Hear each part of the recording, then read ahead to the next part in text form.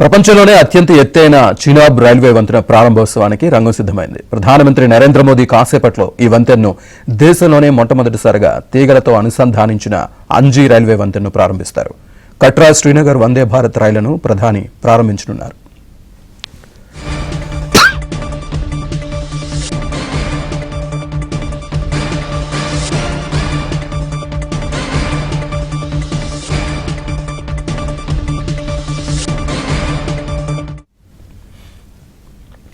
ఇక వందే భారత్ రైళ్లు రేపటి నుంచి ప్రజలకు అందుబాటులోకి వస్తాయి. 46,000 కోట్ల రూపాయలతో ప్రాజెక్టులకు కట్రాలో మోదీ శంకుస్థాపనలు, ప్రారంభోత్సవాలు చేయనున్నారు. అలాగే మ్యూజియాన్ని సైతం మోదీ ప్రారంభించనున్నారు.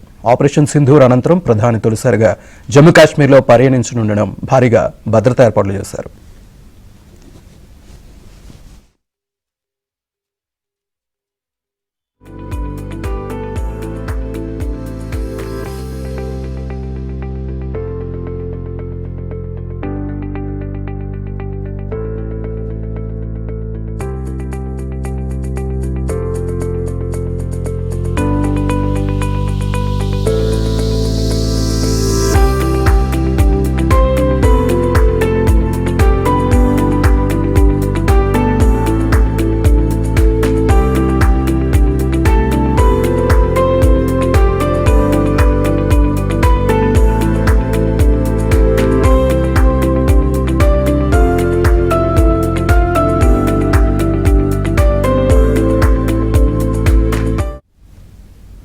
ప్రపంచంలో ఎత్తైన చినాబ్ వంతెనను ప్రధాని మోదీ ప్రారంభించనున్నారు. పూర్తి డీటెయిల్స్ మా కరెస్పాండెంట్ సతీష్ అందిస్తారు. సతీష్.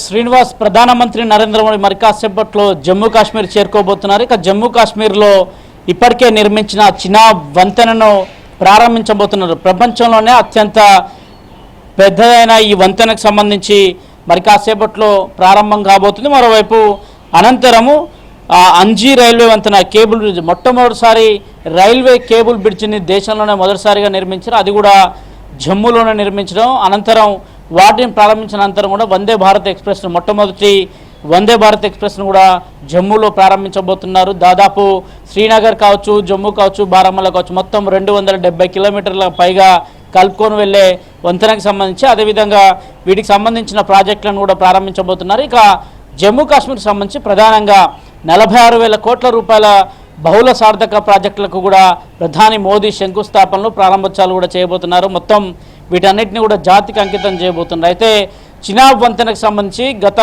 ఎన్నో ఏళ్ల నుంచి కూడా ప్రాజెక్టుకు సంబంధించి కూడా పూర్తిగా కూడా ఇప్పటికే రూపుదిద్దుకుందని చెప్పాల్సి ఉంటుంది. అత్యంత పొడవైన రైల్వే బ్రిడ్జిగా, వంతెనగా కూడా దీన్ని చెప్పాల్సి ఉంటుంది.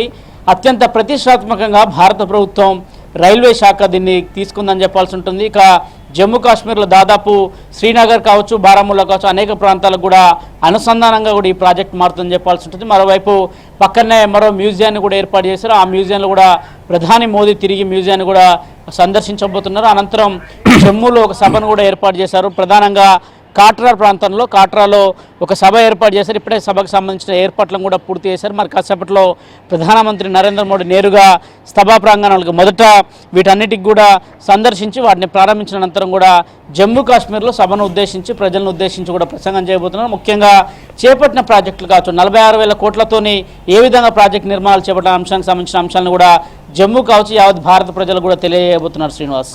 Right, thank you.